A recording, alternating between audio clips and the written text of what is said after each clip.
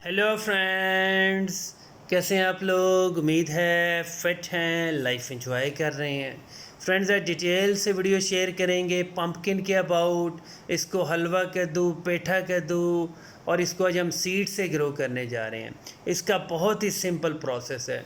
इसके सीड्स को हमेशा डायरेक्ट सोक किया जाता है, ना ही इसको पानी में सोक करना है, ना आपने इसको वेट टिश्यू पेपर या मॉइस्ट टिश्यू पेपर में रैप करना है। इसके सीड्स बिल्कुल गमलों में डायरेक्ट लगाने हैं और गमलों के अंदर बिल्कुल सादा सी मट्टी फिल करनी है। अगर आप चाहें तो थोड़ा सा फर्टिलाइज़र ऐड भी कर सकते हैं, लेकिन ज़रूरत नहीं होती, क्योंकि जब भी आप सीड्स को ग्रो करते हैं, सीड्स को जर्मिनेशन के लिए थोड़ा सा मॉइस्चर चाहिए होता है। इसको हमेशा हमेशा मट्टी के गमलों में ग्रो करें। और अगर आप इसके बहुत सारे सीड लगाना चाह रहे हैं तो कोई वाइट सा गमला यूज़ कर लें, मतलब कोई मट्टी का प्याला यूज़ कर लें। ये एक बड़े साइज़ का प्लांट बनता है और इसके ऊपर जब फ्रूटिंग होती है तो वो भी बहुत बड़े साइज़ का कद्दू बनता है, इसलिए इसके लिए बड़ा गमला ज़्यादा बेस्ट होगा। अगर आप इस तरह के गमले में 4-5 सीड लगा रहे हैं तो आप इस पूरे के पूरे गमले को शिफ्ट भी कर सकते हैं नीचे से तोड़ के, अगर आपके गमले की ज़रूरत नहीं है। इसके सीड्स को बिल्कुल डायरेक्ट लगाना है। गमलों में बहुत ही ज़्यादा सॉफ्ट मिट्टी होनी चाहिए। आप इस तरह किसी पेंसिल से, किसी बिल्कुल डंडी से थोड़ा सा होल बना लें, उसके अंदर सीड्स को आराम से फिक्स करें, थोड़ी सी मिट्टी की लेयर डाल दें ऊपर, और फर्स्ट टाइम आप थोड़ा सा ज़्यादा पानी दें। मैक्सिमम 7 से 8 दिन के बाद आपके सारे सीड जर्मिनेट हो जाएंगे। इसके सीड थोड़े सॉफ्ट से होते हैं। अगर इसका बिल्कुल साबुत सीड हो तो आपको 100% जर्मिनेशन होती है। ऐसा कभी भी नहीं होता कि आपने इसके 10 सीड लगाए और कुछ जर्मिनेट ना हो। सिर्फ़ और सिर्फ सीड टूटा हुआ नहीं होना चाहिए। अब इस गमले में हम 3 से 4 सीड लगाएंगे। जब सारे के सारे सीड जर्मिनेट हो जाएंगे, हमारे पास थोड़े से गमले ज़्यादा होते हैं, हम इस गमले को नीचे बॉटम से तोड़ देंगे और इस पूरे गमले को नीचे क्यारी में लगा देंगे। आपके बेबी प्लांट्स इसी गमले से बड़ी बड़ी वाइन्स बन जाएंगी। उसके ऊपर बहुत ज़्यादा फ्लावरिंग होगी और सारे के सारे फ्लावर्स जितने भी होंगे वो फ्रूट के अंदर कन्वर्ट होंगे। वो भी साथ साथ आपसे अपडेट भी शेयर करेंगे। सीड लगाने के बाद फर्स्ट टाइम थोड़ा सा ज़्यादा पानी देना होता है। इतना ज़्यादा पानी देना होता है कि जो सीड तक मॉइस्चर है वो पहुंच जाना चाहिए। और जब तक आपके सीड जर्मिनेट नहीं हो जाते, आपने गमले की मिट्टी को कभी भी ड्राई नहीं होने देना।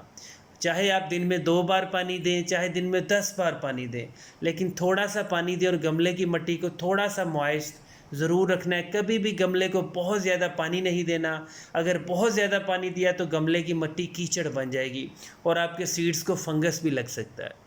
सबसे बेस्ट आइडिया यही होता है कि आप बड़े बड़े जो गमले हैं उनके अंदर जो आपके फ्रूटिंग प्लांट्स हैं उनके साइड्स पे अगर थोड़ी सी स्पेस है तो आप वहाँ पे इसके सीड्स को लगा दें।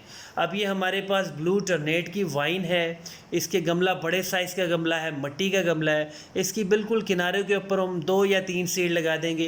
बिल्कुल सिंपल प्रोसेस होगा, उनको सिर्फ हम मिट्टी से कवर करेंगे। अगर आप चाहें तो यहाँ पे कोकोपीट भी यूज़ कर सकते हैं, लेकिन ये सीड्स इतने बहुत ही लो मेंटेनेंस होते हैं, बहुत ईजी टू ग्रो होते हैं, आपको कोकोपीट के खर्चे भी नहीं होंगे। अब जैसे यहाँ से इसके सीड जर्मिनेट होंगे, साथ ही जाली है वहाँ पे इसकी वाइन्स जो हैं वो हैंग कर जाएंगी, क्लाइंब कर जाएंगी और आपको बहुत अच्छा सेटअप भी मिल जाएगा। एग्जैक्ट 8 डेज़ के बाद हमारे बेबी प्लांट्स बनना स्टार्ट हो चुके हैं। एक हमारा सीड जर्मिनेट हो चुका है और दूसरा सीड बस जर्मिनेट होने वाला है। अब आप देख सकते हैं गमले की मिट्टी जो है बहुत ज़्यादा हार्ड फील हो रही है। इस तरह की सरफेस कभी भी नहीं चलेगी। जब आपको फील हो गमले की मिट्टी थोड़ी सी हार्ड होने लगी है, आप 1 गिलास 2 गिलास पानी दे दिया करें। जो नीचे सीड्स हैं उनको थोड़ी सी पावर मिलती है, मिट्टी थोड़ी सॉफ्ट हो जाती है और वो अपने जो सर हैं वो आसानी से निकाल सकते हैं, बेबी प्लांट्स बन सकते हैं। और जो हमने दूसरे गमले में लगाया था, मतलब 2 या 3 सीड्स बिल्कुल मिट्टी के बड़े गमले में लगाया था, वो 100% जर्मिनेट हुए और वो ज़्यादा जल्दी जर्मिनेट हुए क्योंकि उस गमले की मिट्टी में बहुत ज़्यादा सॉफ्ट सी सॉइल है। अब इनको हम बिल्कुल भी ट्रांसप्लांट नहीं करेंगे, इनको एज इट इज़ रहने देंगे।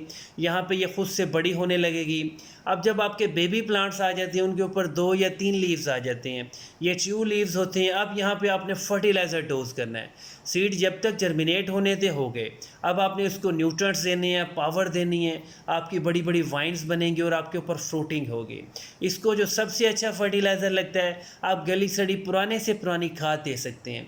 अगर एक गमले में एक बेबी प्लांट है तो गमला कम से कम 10 इंच का होना चाहिए और इसको फुल डे सनलाइट में रखें। आपकी वाइन्स ये परमानेंट नहीं होती, मैक्सिमम 60 टू 90 डेज़ के बाद आपके प्लांट एक्सपायर हो जाते हैं और एक बेल के ऊपर बहुत अच्छे साइज़ का आपको फ्रूट लाजमी मिल जाता है। और फ्रूट होता है इसका हलवा कद्दू, पेठा कद्दू, इसको मीठे में भी यूज़ करते हैं लेकिन उसका एक अलग सा प्रोसेस है। इसके सीड्स जल्दी ग्रो कर लें।